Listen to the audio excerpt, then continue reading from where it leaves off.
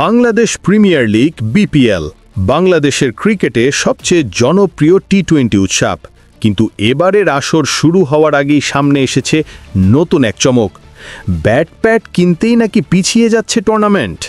হ্যাঁ, ঠিকই শুনেছেন, 17 ডিসেম্বর উদ্বোধনী ম্যাচ হওয়ার কথা থাকলেও বিপিএলের দিনক্ষণ পিছিয়ে দিচ্ছে গভর্নিং কাউন্সিল। নতুন তারিখ অনুযায়ী উদ্বোধন হবে 24 ডিসেম্বর এবং প্রথম ম্যাচ মাঠে গড়াবে 26 ডিসেম্বর সিলেট আন্তর্জাতিক স্টেডিয়ামে। বিপিএল গভর্নিং কাউন্সিলের সদস্য সাখাওয়াত হোসেন জানান, ফ্র্যাঞ্চাইজি দলগুলোকে ব্যাট প্যাট সহ বিভিন্ন ক্রিকেট সরঞ্জাম কেনার জন্য বাড়তি সময় দিতেই এই সিদ্ধান্ত। মানে সরঞ্জাম প্রস্তুতি আরও সহজ, টুর্নামেন্ট আরও সুশৃঙ্খল। তবে তারিখ পিছালেও খেলোয়াড় নিলামে কোনো পরিবর্তন নেই। 30 নভেম্বরে অনুষ্ঠিত হবে এবারের বহুল প্রতীক্ষিত প্লেয়ার্স ড্রাফট।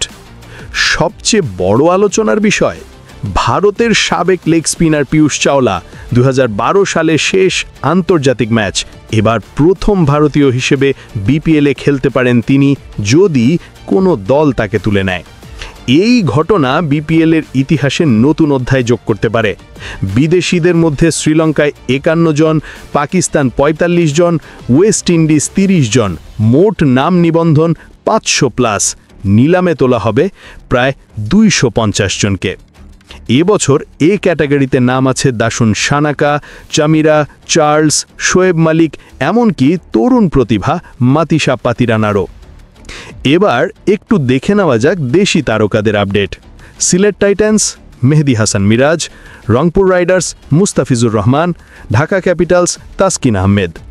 এছাড়া বি ক্যাটাগরি থেকে হাসান মাহমুদ, সৌম্য সরকার, নুরুল হাসান সোহান, নাসুম আহমেদ, সাইফ হাসান সবাই ইতিমধ্যে সরাসরি চুক্তিতে জায়গা করে নিয়েছেন বিভিন্ন দলে। এই ক্যাটাগরিতে আছেন লিটন দাস, তানজিদ হাসান তামিম, মোহাম্মদ নাইম সহ বাংলাদেশের টি-20 তারকারা। তো দর্শক বন্ধুরা, ব্যাট প্যাট কেনা থেকে শুরু করে নিলামের তারকাদের তালিকা সব মিলিয়ে এবারের বিপিএল শুরু হওয়ার আগেই তৈরি করেছে উত্তাপ। তারিখ পিছলেও উত্তেজনা কিন্তু কমেনি, বরং বেড়েছে। আপনি কোন দলকে সমর্থন করছেন আর কাকে দেখতে চান নিজের পছন্দের জার্সিতে, কমেন্টে জানাতে ভুলবেন না।